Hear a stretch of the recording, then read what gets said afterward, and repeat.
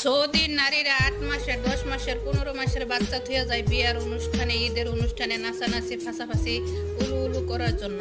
আর প্রবাসী নারীরা ৮ মাসের বাচ্চা, ১ বছরের বাচ্চা, ২ বছরের বাচ্চা, ৩ বছরের বাচ্চা, ৫ বছর, 10 বছর, 20 বছরের বাচ্চা রাইখা প্রবাসে আসে, পেটের দায়ে প্রবাসে আসে কষ্ট করার জন্য, সন্তানকে মানুষের মতো মানুষ করার জন্য। আর আমরা তো সন্তানটা দেশে রাইখা প্রবাসে আসি, আমাদের মা বাবা দেশে রেখে প্রবাসে আসি, এই জন্য আমাদের অনেক কথা, অনেক কষ্ট, অনেক কিছু মানে ধৈর্যের সাথে মানাইয়ে নিতে হয়। আর আপনারা তো অনেক গালাগালি করেন।